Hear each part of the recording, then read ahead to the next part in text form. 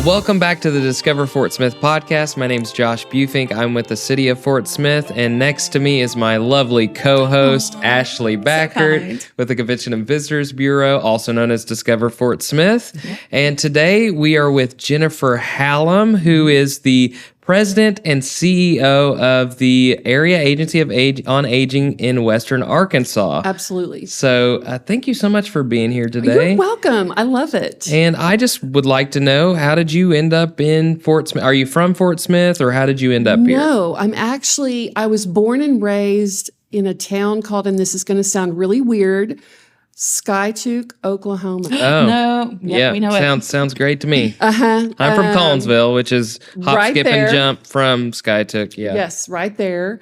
I lived there most until I got married, and that's how I came to Fort Smith. I moved here actually February 12th of 1993. Oh, all right. And I was getting ready to start a job, and my husband and I were getting married in April. And so it was a very beautiful day, the day that we drove. And my dad said, as we were leaving, he said, "Well, you're moving to the Old West." And I was like, "What in the world?" Okay, sure. I had been to Fort Smith. I didn't really see it as that, but my dad was a big fan of True Grit. Yeah. John Wayne. And so we loaded up all my things and we drove in. We moved into a duplex over there, like you can see it from I-540. Yeah. It was like that was our backyard, was I-540. And the next day I woke up and there was snow on the ground, which I didn't know if that was normal. I mean, it's not. We don't get a lot of snow around here. I think I can probably name the times that there's been snow, but that was, and I just thought, oh, okay, how fun. Yeah. So anyway, so that's how I got here. I don't know if So what were you doing? What were you doing? So did you move here with this job in mind, with the Area Agency on Aging? Well, no. Okay. I have an accounting degree, and so I first did accounting, and then this is going to be kind of a goofy story, but so I'm from Skiatook. My grandfather, Skiatook is about 8,000 people maybe now. When I was growing up, it was 5,000 or 6,000. My grandfather owned the only bank in town, the Ford dealership, and the insurance. Oh, wow. And so my family was very well known. Like a full service. It was a full service, one-stop shop. I don't know if they let banks do that now. But anyway, and so he passed away, and my mother didn't want to run the bank, so other people were running the bank. Over time, I decided, that might be fun. So I kind of just said, hey, I want a job. And they said, okay. And so I was the compliance officer and for several years. And then I was actually the executive vice president. I was the chairman of the board of a small town bank for about 9 years. Nice. And so when you came here to Fort Smith, what were you doing at that point? So when I first came here and I got a job and I was working at Beverly Enterprises. Oh, okay. Yeah. And so I was in the audit department. So I traveled. How fun is that? Yeah.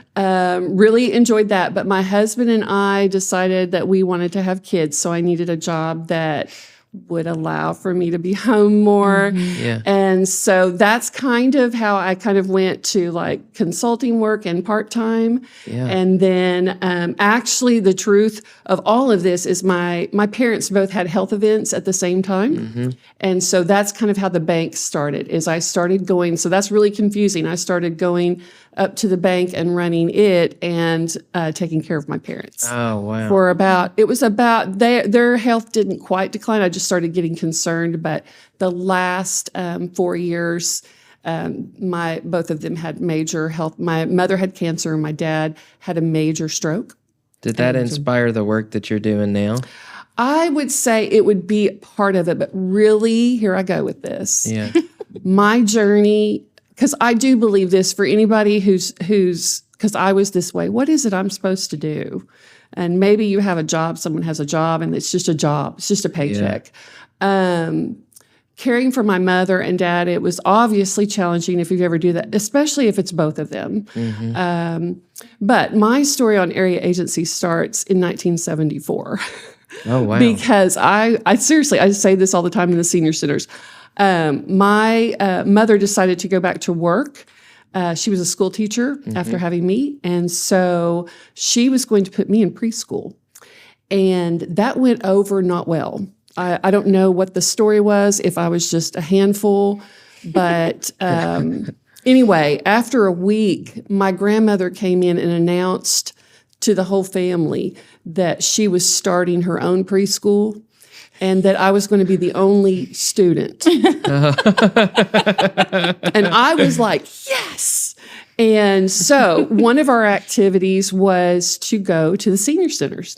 So we started attending there. And at first it was, there was a group of ladies. They've all passed on, Reva, Eleanor, and Miss Prather. I don't know why she got the formality, but Miss Prather.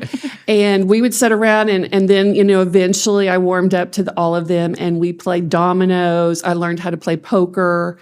I'm not sure that goes on. But I figured it out. But at some point, my grandmother just really doted on me, and she just was like, "You're so talented, and we need to put that talent to work." So when I would go to the senior centers, one day she just said, "Hey, today you're going to sing." And I said, "I'm what?" And I got kind of nervous. And she said, "Don't worry about it. If you mess up, no one will care because I've made you this cute outfit." And this is ridiculous, but it was like that satiny looking stuff with fringe. Oh, yeah. And I thought it was I thought it was a movie star. And so we went, and I'm sure I messed up and stuff because I'm not very old. But after that, we started practicing, and I sang Ray Charles. I sang a lot of it, and my friends will know this, Loretta Lynn. One of my favorite songs was "Don't Come Home a Drinkin'" with "Lovin' on Your Mind." I didn't know what any of that meant. How old were you at the time? 5. Yeah. But I just liked the melody of that, and then there was like "Sleeping Single in a Double Bed." That's Barbara Mandrell. We sang all of those, and it just was really a fun time. At first, we were doing it, okay, this is my preschool. But then when school started, I only got to do it like at Christmas. So I'd work up a Christmas, repertoire. And she even told me, she goes, "We're going to start here. And then we're going to try to, you could sing at the rodeo." And I'm like, and she goes, "And then pretty much you'll get famous from there." I'm like, okay, this is great. This went on for several years. And I'm the first one in our family that knew something was wrong with my grandmother, because one day she pulled over and she just had a look of fear in her eyes. And I'm like 10 and I'm like, what's wrong? And she was like, "I don't know how to get home." And so I went home and I got her home. Because I knew how to go. And I got home and I told my parents, and my parents were like, "Oh, she's just tired. Blew it off." And because this is 1982, we knew about Alzheimer's, but not really much. Anyway, over the next little bit, it became more obvious to everybody. But I was the one that was with her so much because we were, seriously, it was hilarious. She drove a green Caprice, if you know what that is. Yeah. But she drove it fast and hard. And she wasn't afraid to throw gravel. It was something else, because sometimes we were late places, but she was really, of all the people that have impacted my life, she was the person that was like, "I think you're special." And so many people today don't have that person that's being a champion of, everybody has something to give. And so I go on about my life. My grandmother, we kept her home as long as we could. The last couple of years of her life, she was in a nursing home. And I just thought, this is not. And I remember thinking, I can quit school because she took care of me. I could quit school and I'll just do, I don't know, maybe they can tutor me or something. And my mom and dad was like, "No, that's not what she would want." Right. And so when I graduated college, I tell this story too. My dad was probably like your parents. My dad was like, "If you're going to go to college, you need to be able to get a degree that I don't have to support you for the rest of your life. And so I said, but I want to be a country music star. He said, you can do that later. Not now, not on my dime. So I first went to OSU, and I was going to be a music. That's where I went to school. Sorry. I was going to be a music major. And then I was like, ooh, no, I don't want to sing like this. I want to, and I had a scholarship and everything. I came home, I said, that's not what I want. No, I don't want to be a music major. And if I'm not that, then I lose my scholarship. So I decided to, I went to Roger State for a semester. And then I decided I'd go with my girlfriends to Northeastern. And my dad said, okay, now what are we going to be now? And I said, I don't know. I said, I thought it would be really cool if I could be a travel agent and I could work on the boats, like those cruise ships, and I could be the entertainment. And he said, no, that's not going to work. You got to do something else because I'm not paying. Anybody could do that job. I'm like, huh. So he basically told me I had two choices, computers or accounting. Yeah. And so I did accounting. And I did I'm good at math. So I did that. I graduated, got a accounting degree. But I would tell you, I go through all of this, that I worked in business. I worked in a bank. But when my mother passed away, it's just like life's short. Life is so short. This went by really fast, and I decided I was going to do something different. I didn't know what that was. I knew it was going to be something that was people-focused, but that's not what my degree is in, whatever. But I was looking, and the first place that I went to go do some financial planning, and the gentleman said, now, what do you do? And I said, well, I'm kind of in between. I'm kind of trying to figure out. And he said, well, just talking to you, have you ever thought about nonprofit? And I said, yeah. He said, well, we have an opening at the Crisis Intervention Center. And I was like, awesome. That sounds, oh yeah, I can be all about that. And I was, but it was not anything that I had not experienced anything like that. It was really a culture shock for me, and realized I love what we do, but I don't think this is what I do. So again, about 10, 11 months later, I'm looking for another job, but not actively, just kind of like I'm looking for something. And this is where I'm going to get into how I love Fort Smith. Someone had seen me speak somewhere and was like, that girl's interesting. Like they were trying to figure out, and apparently it was between me and like a senator. Oh, like, wow. How am I gonna? Okay, and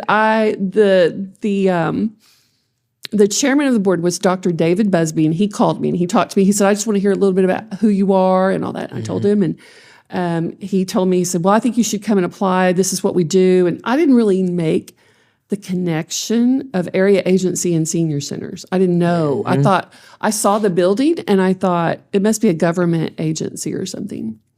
And so I went and interviewed, and I was like, okay, I love what they do, and isn't that full circle? And the more they talked, the more I was just like, this is me. This is who I am. And they agreed, and so I've been there 10 years. So that's how I got there. Wow.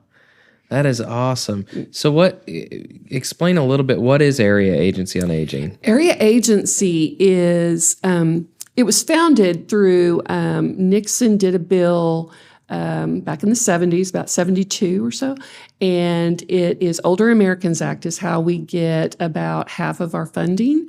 That is the meal programs. The funds come to us, and then we disperse them if we do not operate the center ourselves. We do have one that we operate ourselves, but the rest are their own entity. And it's a pass-through, and then we provide the support and the reporting administration part, because you have to, everybody says, why do you all? Well, because there's demographics we have to report to the government. There's all kinds of reporting that we have to do. That's one element of what Area Agency does in Fort Smith. There's other area agencies around the country, but that's one element. But we also have, and that's different than probably most AAAs, we have a robust home health. Like if you've been in the hospital and you need therapy at home, or you just need help recovering from a hospital stay. That's a Medicare benefit that you can get. And so we have that. We have therapy. We have hospice if you ever need that. We have a personal care. And then, of course, we have transportation. So that's what most people know us for is our vans because we have so many. We also, we're trying to start a program that I'm very excited about. And we're in the we're just about there. It's called Guide. It's through, it's an initiative through Medicare and CMS, which is the governing body of all insurance companies. And in medical. So what this program is, it's for people who are Medicare and have been diagnosed with Alzheimer's. And we provide resources, support.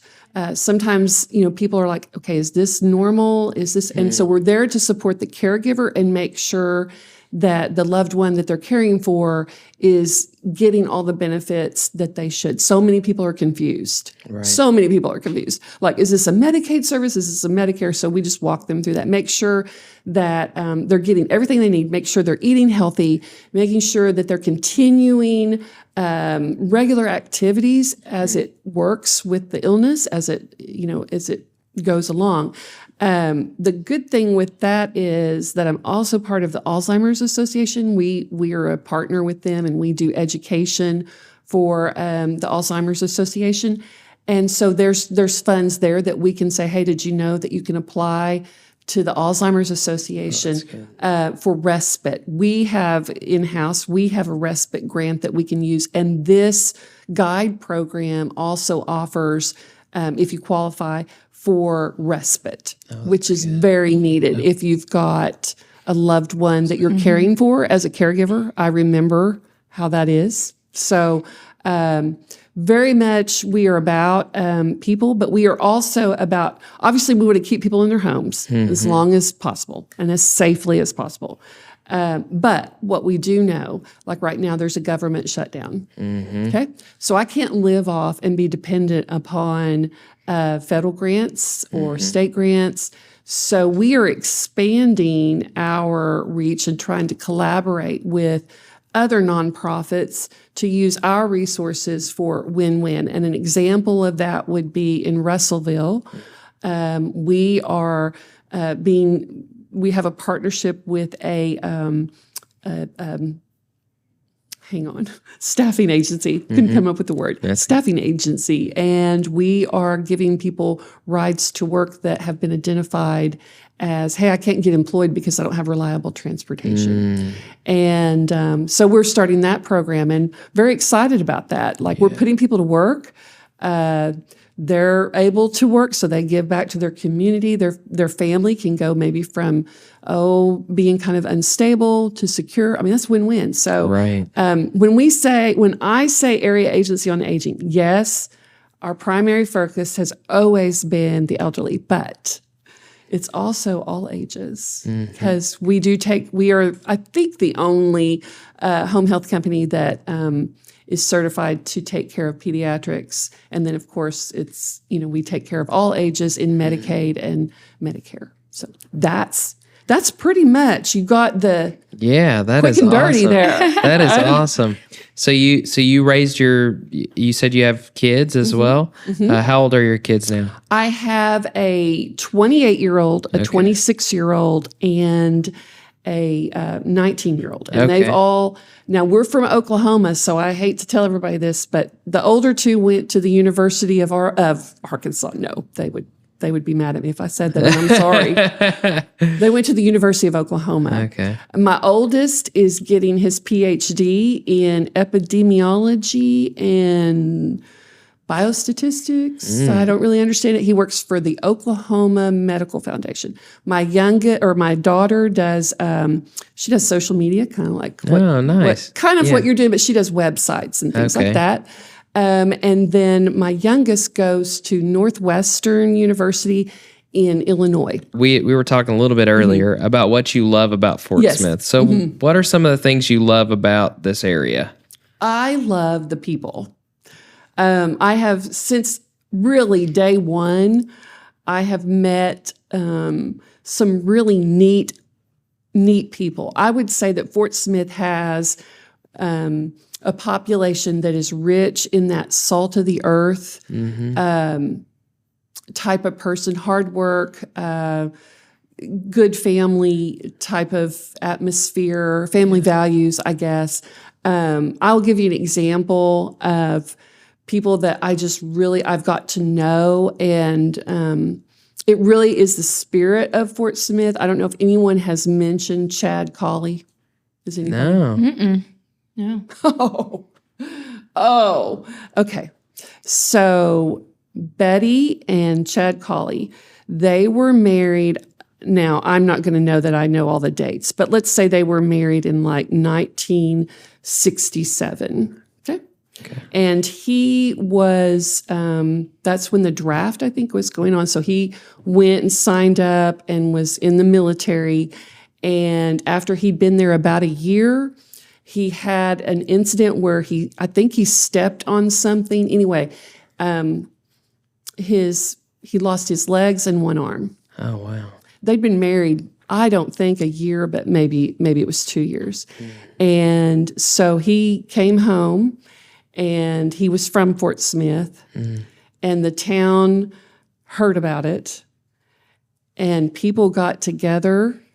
And when he had to go to rehab for I want to say several months. But the people in the town got together and built them a house. Oh, wow. I can't believe I've never heard this story before. Oh, I was like, I only know the road that's named after him. Yeah. the Chad Collie Boulevard. Yeah. I mean, let's just think about this for a half a second. A young bride in the 60s, and now your husband has no way to support what you're going to do. I mean, I visited with her. She's a marvelous lady. She's still living. Chad has passed. I would say, if I was going to guess, I would say in their mid-80s. And I asked her once, did you ever, what were your thoughts? Like, you could have ran, she's like, no, I loved him. And I just knew somehow God was going to work this out.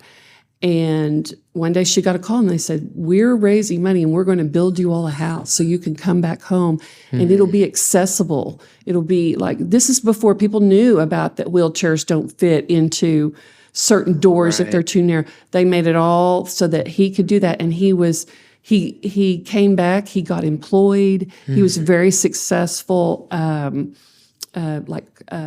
real estate and that type of thing. That is an amazing spirit. I asked her, did you ever get down or like, why me? And she said, no, my faith and my friends and the community surrounded us and loved us. Yeah. And that's powerful. The next person I would say that I got to know was a gentleman named Philip Mary. Oh, yeah, I know Philip really well. We love him. Okay. I've got a story about Philip, too, after you're done with yours. I've got tons of stories. I love Philip. So I had a situation at Area Agency. We had the Medicaid contract, and it was our big funder. I mean, it basically paid really well at the time, and it was more than half of our revenue. And an out-of-state, they would bid every so often. When I arrived, I guess everybody said, let's bid every year. The first time we bid on it, we didn't get it, and they said it was because, we weren't as professional as the other company that had bid, and we'd had the contract for 20 plus years. Then I got with the legislators in our area, and I said, this makes no sense because they're going to pay them more than they were going to pay me. This is crazy. And they all rallied, and it all worked out. They said, no, we're not going to award that contract. Then about 2 years later, so it's like 2018, they put it up for bid again, and this time the company that had beat me before got it. And I was really like, what? And I did what I could, but they had underbid me. Yeah. So it happens. But I was really upset because I really didn't know, like, how are we going to turn this around in, this lemons into lemonade. And Philip said, well, let's take a ride. Let me take you down to Little Rock and we'll go see what we can do. And if he didn't get us in with Asa, like, of course, Philip, of course you're best friends with Asa. And we did speak to him. He did explain, and I mean, this is really crazy, but he said, it'll be okay. And I'm like, it is not going to be okay. We're going to go bankrupt. And he goes, no, you won't. You're smart. I was like, okay. But on the way back, I always knew that Philip had some kind of connection to Skytook, but I didn't know what it was. Because I say all the time, we really could be brother and sister because of his upbringing and how he is. But he said, well, I had a brother. Do you all know this story? No. I had a brother, and he went to Vietnam. And as many, not all, but some came back with some trauma and some different things that they couldn't deal with. And so he loved his brother and helped him try to recover, but the brother had some struggles. And he would need, like later in life, as Philip grew older, he'd have to kind of check on him. And one day he got a call, and they said, we just wanted to let you know we don't really know what's happened, but we think your brother something's happened. And so he went up and basically did the investigation himself because his brother was maybe not, didn't have a regular place where he lived. And anyway, Philip found him.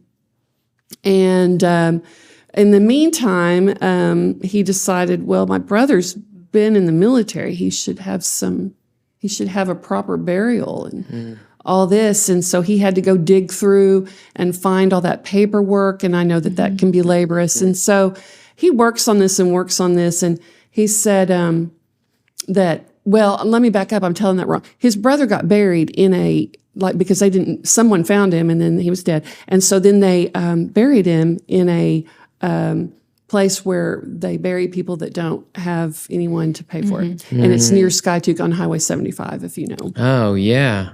Okay. Wow, that's crazy. And Highway 75 and Highway 20. Yeah. Okay, so he was buried there. And he didn't think that was right. He was like, my brother should have better than that. And so he started researching, and so went up the chain of command. He can tell it much better than me. But finally, he got to somebody that was going to listen to him and just did his spiel.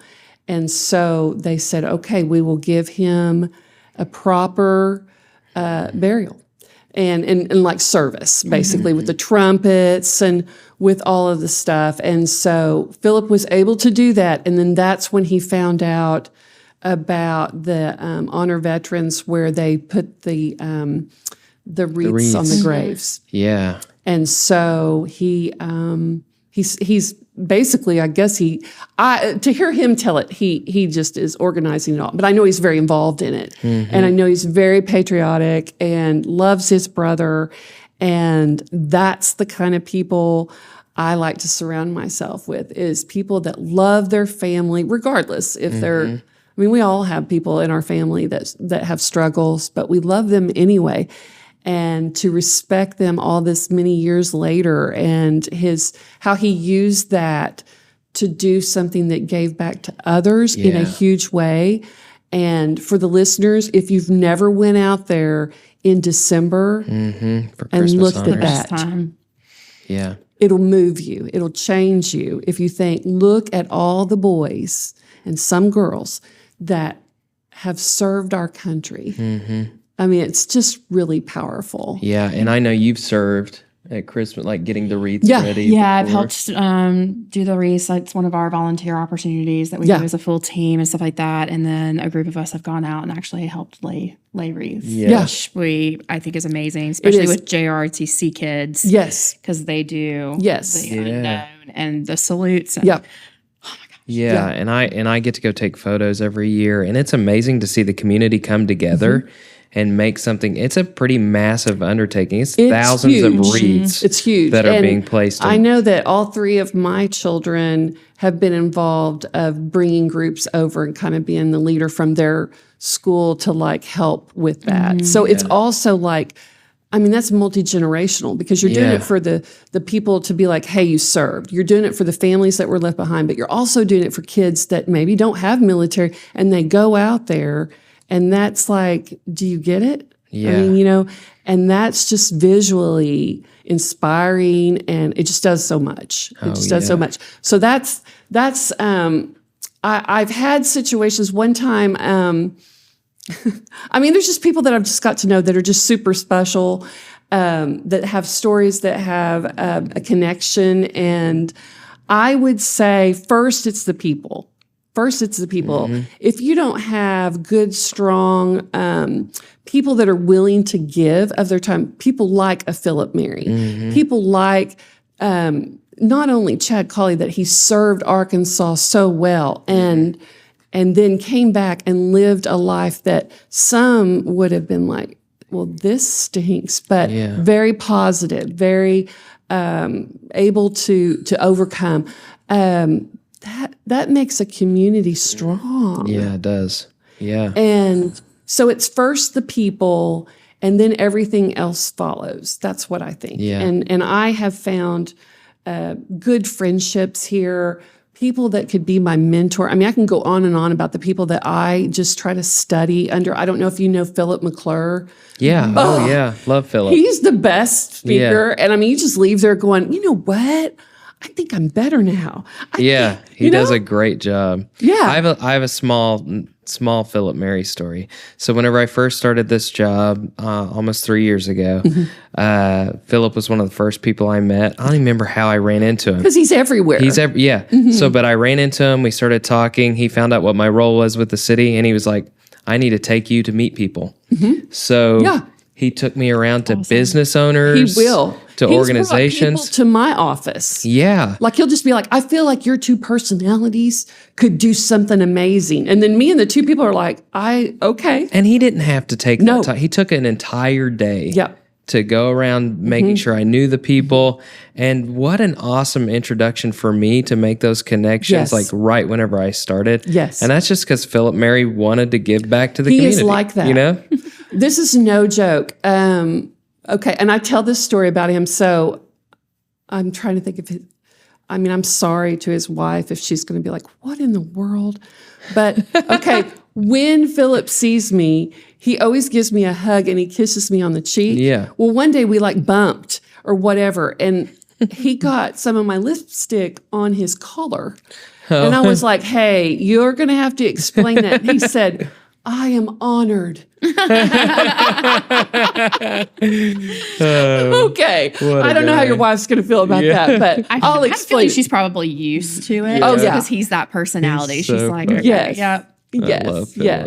Yes. So if you have friends or family that come to visit you, where do you take them? Whenever they're in here in Fort Smith for a weekend or something. So first, if you're going to go somewhere, if you're going to go to an event, I love the Little Theater because in case you can't tell, I thought about I could even break out some of my accents that I like to use. I do the same thing. Okay, so this is true. If you work at area agency, everybody knows that I have about 12 wigs in my office. Okay, I have disguises. That is and awesome. so Are you like I undercover do, boss on I this? do no, I do like a like a vaudeville type act. No, I kind of do this like every 3 days a week. That everybody gets on Zoom and they, we talk about what's going on. If there's anything like, do we need to collaborate? But sometimes I come on as someone else. Yeah, and that's awesome. We have been known to do skits at work that are trying to be like inspirational. I have went to the aid in services and I'm the client. No. And they don't know. Yeah. So it's just like, okay, here she is. And I'm usually cantankerous, so it's like, what do you do? So I would say that, the Little Theater, when I retire, that's what I'm going to do. Yeah. That's number one. Number two would be the Marshall's Museum. Okay. For sure. And then I really enjoy the orchestra that they have, like that symphony thing. Yeah. I mean, I'm really into arts. I don't know if that's come across. Yeah. But those are the three things that I would take them to. As far as restaurants, if I wanted to do that, okay, so you tease this, so I've been waiting. Yeah. She told us it's going to be things that you haven't heard before. So maybe not. I mean, it could be that you're like, I eat there every Tuesday. Yeah, well, maybe it is. If it's good enough for you. Yeah. Okay, it's called Diamond Head. Yes. Number 2. No, nobody's mentioned that before. Where is this? Tan, right? The owner. Mm-hmm. Amazing guy. Is amazing guy. And he loves to tell stories. He's got it. Yeah. We need Tan. You need to have would him. be a Where great is this? person. But okay, it's on Midland Avenue. But the thing that cracks me up is, okay, and I meant to practice this, so I won't be able to do it. But my husband, okay, so all the kids, my husband's like, where are we going to eat? And everybody's griping, I want this, I want that. And then I'll say, what do you want, Mark? And he goes, I want Diamond Head number 2. And the kids are like, why is it number 2? Yeah, where's number 1? Where's number 1? He's like, well, number 1 didn't work out, so this is number 2. And they're just like, no, we aren't having. Well, we went there once, and then the kids were like, okay, I get it. Because Tan, after you've been there a while, he knows you, and he knows what you want, kind of. Yeah. But have you ever read the menu? Yeah. No, you're not going to. Okay, so the menu sometimes is like, it's like after people that have ate there. Yeah. Like there's Big John's cheeseburger, but it's not a cheeseburger. Right. There is Ricky. He's kind of a jokester. Drunken shrimp. Oh, that's the best. Yeah, drunken chicken. Yeah, they're drunken chicken, drunken shrimp. But my kids made a song out of the menu. Oh, nice. And it's like Diamond Head number 2. They got Ricky Chicken and Big John's hamburger.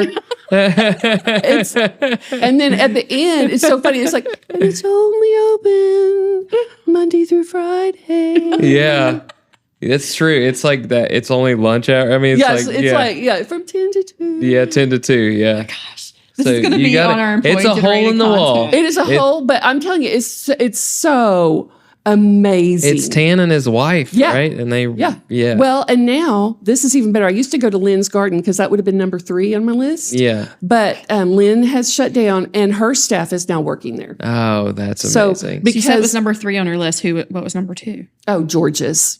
Yeah. George's. Yeah. Now I feel like everybody's going to go, oh yeah, but see, George's is we haven't heard George's a lot. What? Yeah, you would think George Katavas being a city director would have popped up. No, George's amazing. I love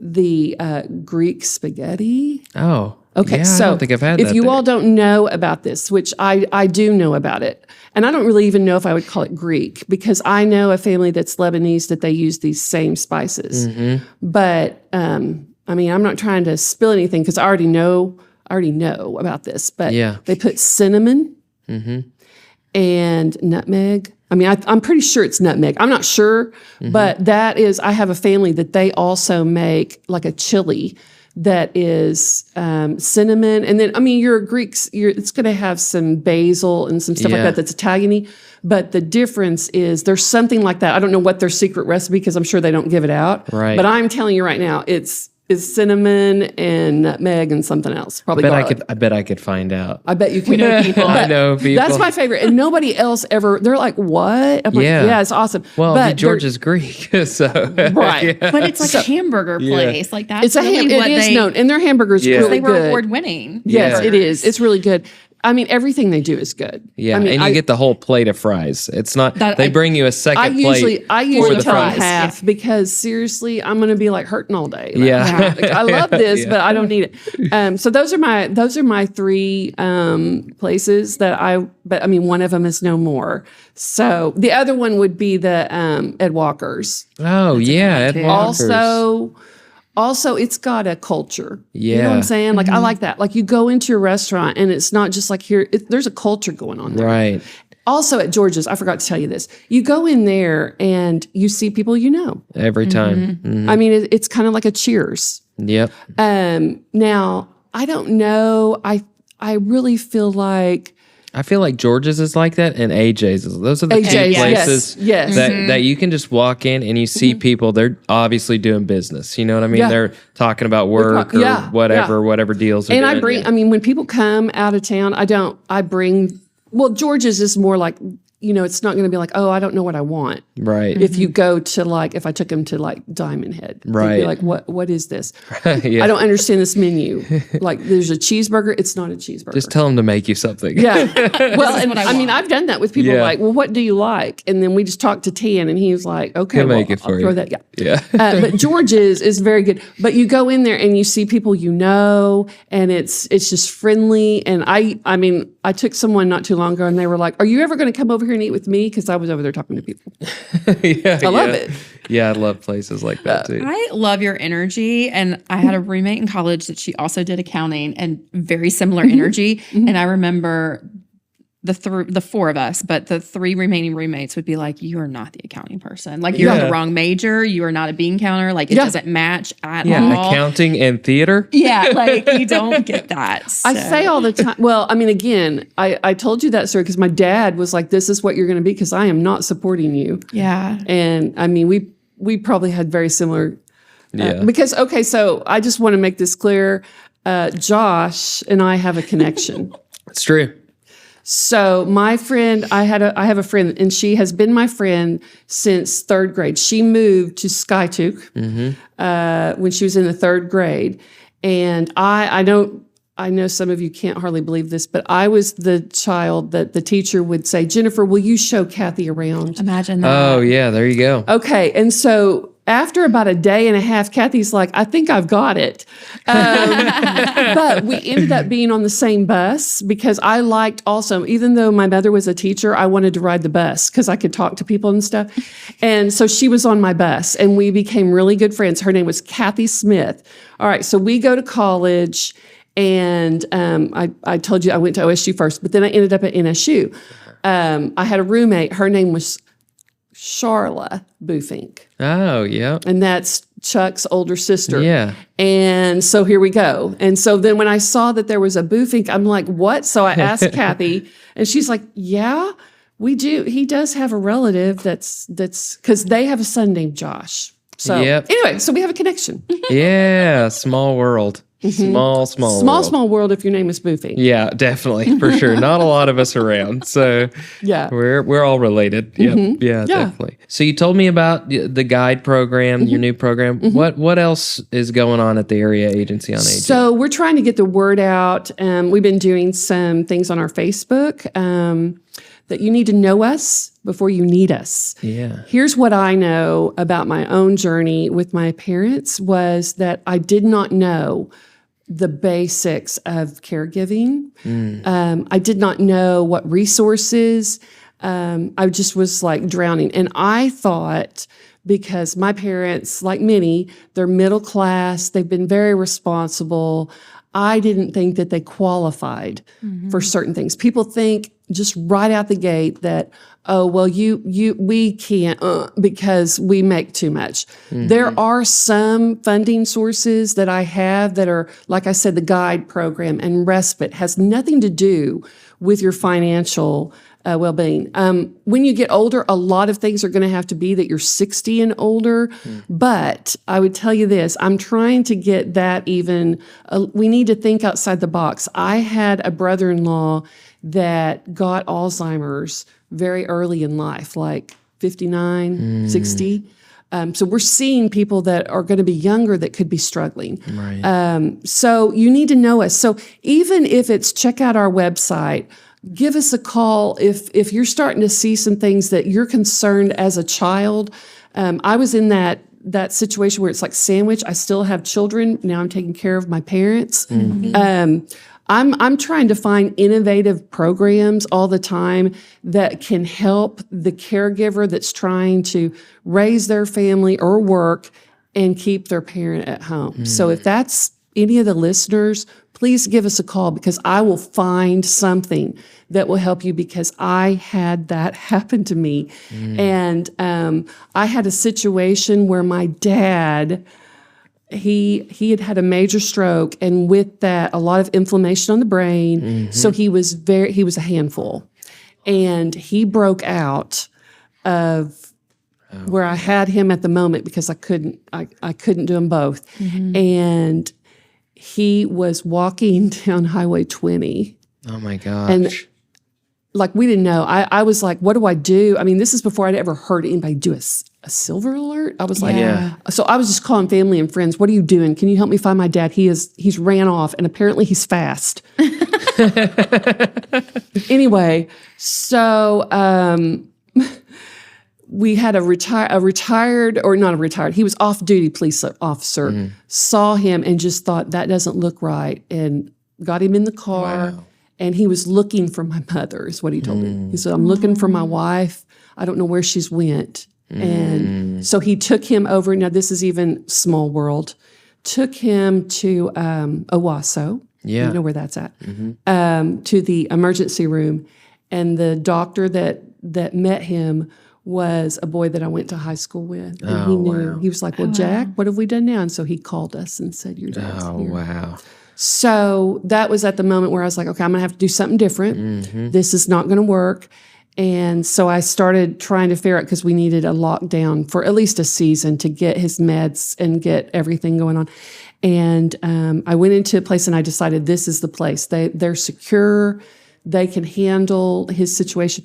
And she said, well, I can't move him in for like 3 weeks. Wow.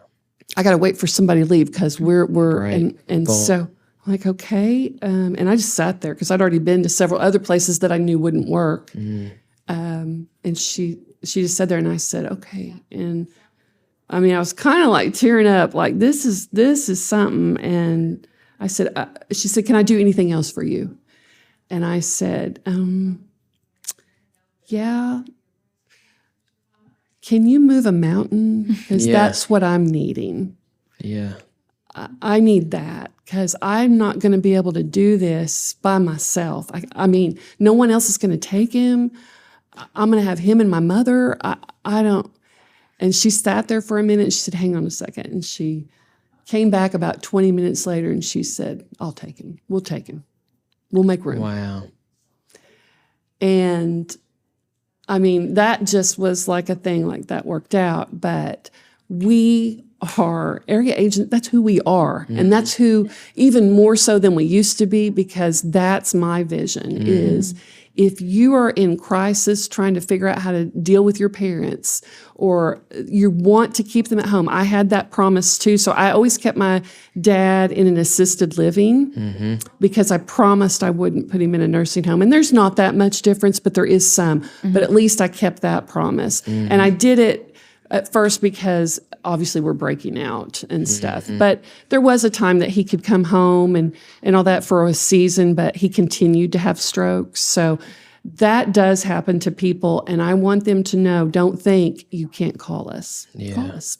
Well, and I have a random quick question. Like for those that have moved here, like I'm here, my parents are in North Carolina. Yeah. So is it even that type of situation where if family's from out of state and it's just, I need to better understand what options might be. Okay, so I am on the board of the National Area Agency on Aging. We have an organization that we all come together. And so I know people in North Carolina. Okay. I think that's important for anybody that's listening is, hey, people are moving away from families and it's like, okay, I've got to go back and handle this, but what am I walking into? So having that connection point. Absolutely. I've had the situation where someone called me here locally and her mother is very, set on we're staying here. I can take care of this, but the daughter's worried. I called the AAA in Hot Springs. We were able to get, because she was scared about her dad getting out. So we got some locks and some different devices. We made sure they were signed up for the meal program because they would qualify because he's homebound. Yeah. And so there are ways in which I can reach out and also provide you with resources that I can do because you live here. Yeah. But definitely get you connected with the program in their area to see what they offer. And then obviously there's different things. Again, if you have an Alzheimer's diagnosis or dementia, there's additional resources. So very important. Sometimes people just don't understand what they have. Yeah.